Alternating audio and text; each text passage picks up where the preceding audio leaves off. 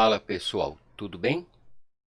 Na aula de hoje nós vamos iniciar o estudo de grandezas e unidades de medida. E o que são grandezas? As grandezas, também chamadas quantidades, têm a ser tudo aquilo que possa ser medido ou quantificado. E o que é medir? Medir é comparar uma certa quantidade com um padrão, que nós chamamos de unidade. Essa medida é a razão. Lembra que razão é uma divisão. É a razão entre a quantidade que você está medindo e o padrão ou unidade utilizado. Por exemplo, você tem massa 62 quilogramas. Isso significa que a sua massa é 62 vezes maior que a unidade de quilogramas. Então, a medida sempre vai ser expressa por um número, no caso 62, e por uma unidade, a unidade de quilograma. Lembrando ainda que isso só vale para as chamadas grandezas escalares, é o que nós trabalharemos nas primeiras aulas. Os professores de física vão iniciar com outro tipo de grandeza, as denominadas grandezas vetoriais, que além de um número e de uma unidade, necessitam também de direção e sentido para que possam ser expressas de forma adequada. Desde as primeiras civilizações que se procura uniformizar as unidades de medida. E as primeiras que surgiram eram sistemas antropométricos, isto é, baseados em relações de tamanho do corpo humano. Antropos é homem, metros, medir, né? No caso, por exemplo, do Antigo Egito, eles tinham réguas que equivalia inicialmente. Era uma medida muito imprecisa que ia do cotovelo até a ponta dos dedos, o chamado cúbito, mas a partir de certa época eles têm réguas padronizadas, todas iguais, inclusive com divisões muito pequenas, próximas dos nossos milímetros, que mostram que eles tinham medidas com grande precisão. Além disso, eles tinham uma deusa chamada Sexá, que era a deusa das medidas. Ela media os dias do faraó, e sempre que se fazia um templo, se iniciava com uma oferenda à deusa Sexá, para que tudo ocorresse bem. Atualmente há alguns sistemas em uso. Um deles é o sistema imperial britânico, que começa a se espalhar pelo mundo no século XIX. É dele que derivam as unidades que nós conhecemos hoje como polegadas, pés, jardas, etc. Libras, né, para massa. Mas, a partir de 1972, o Reino Unido adotou oficialmente o Sistema Internacional, o Sistema Internacional de Unidades. Embora no uso cotidiano ainda use as antigas unidades, como nós também fazemos. Nós compramos telas de computador, televisões em polegadas, cano d'água em polegada. Quando vamos comprar um condicionador de ar, por exemplo, queremos saber quantos BTUs tem, né? BTU é British Thermal Unit, unidades térmicas britânicas, etc. Ainda sobrevive. Durante a Revolução Francesa, nasce um novo sistema de unidades, o chamado hoje Sistema Internacional de Unidades, e que tem como objetivo superar aquelas medidas antigas que eram as mais utilizadas, a do sistema imperial britânico, né? As medidas inglesas, antigas, etc. Elas não se baseariam mais nas dimensões do corpo humano, né? Braça, pé, jarda. Jarda é passo, né? Passo de um homem. Mas se basearia nas propriedades da natureza. Além disso, nós utilizaríamos múltiplos de 10 ou potências de 10. Você já viu uma régua, por exemplo, em polegada, já viu que ela é dividida em meia polegada, um quarto de polegada, 3/4, um 16avos. É um horror. Então, um exemplo de unidade baseada nas propriedades da natureza está o metro, que inicialmente, hoje não é mais assim, foi definido como 40.000 avos do meridiano da Terra que passa por Paris.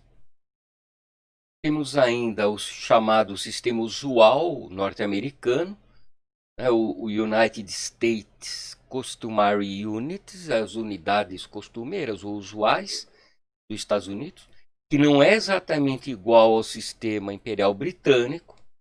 Ele é baseado nas antigas unidades inglesas e é uma bagunça danada, porque, por exemplo, você tem aqui um galão de gasolina avisando que é galão norte-americano, porque ele é diferente do galão do sistema imperial, né? Nesse sistema tem pés, polegadas, jardas, inches, né, polegada novamente, e milhas, né?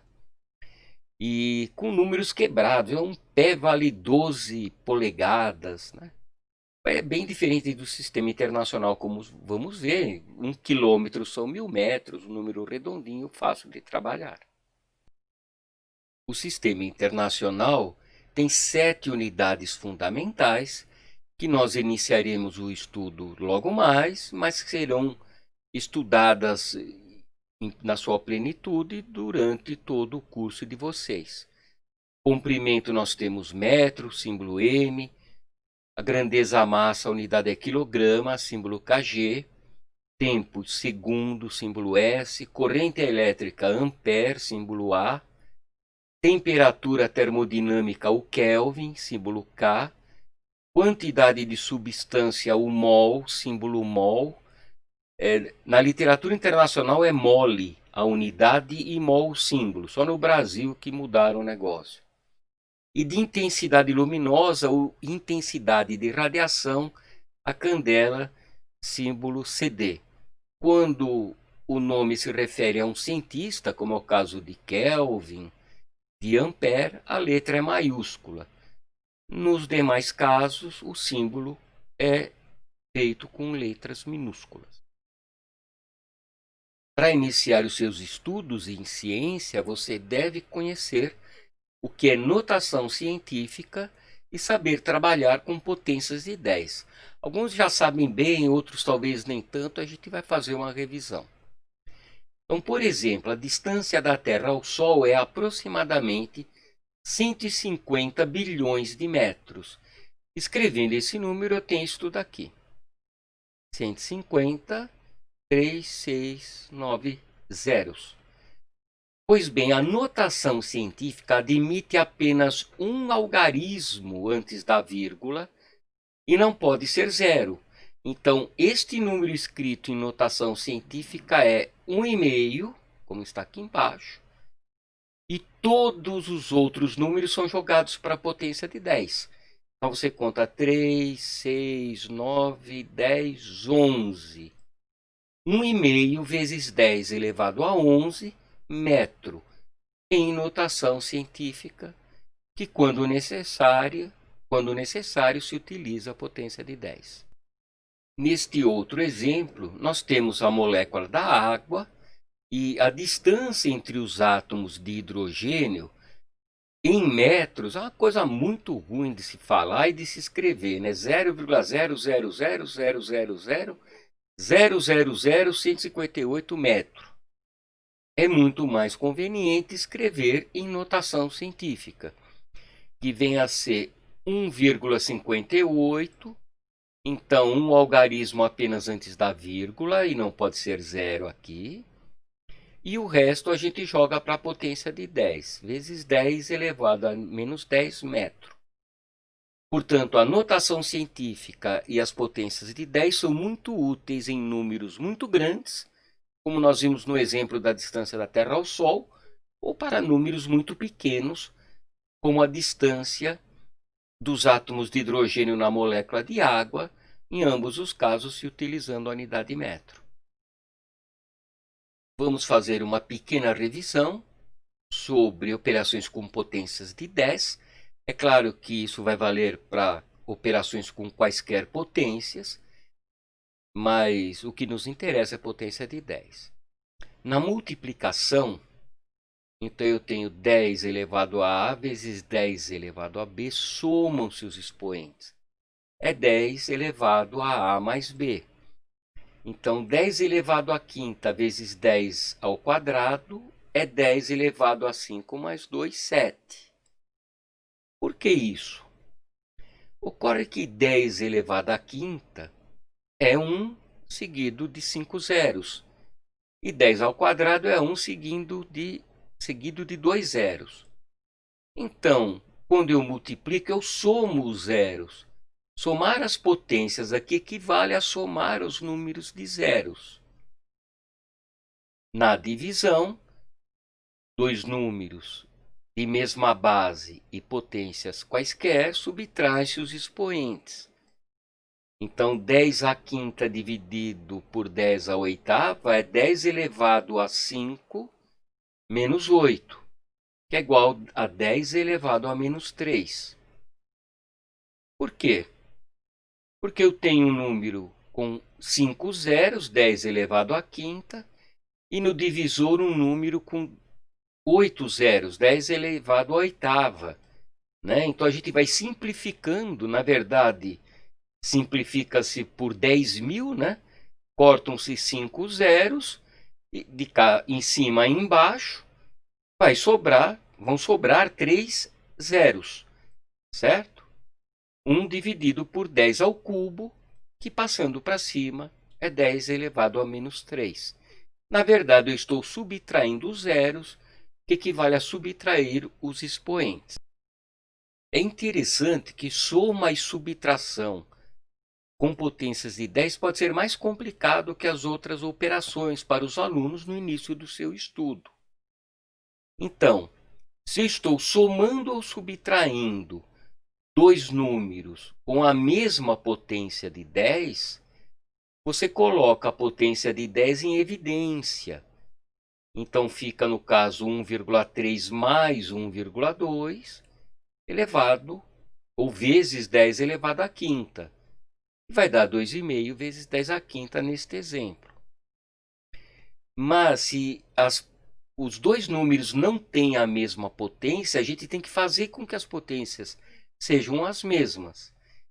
Então aqui, por exemplo, eu tenho 2 vezes 10 à quarta mais 2 vezes 10 a menos 3.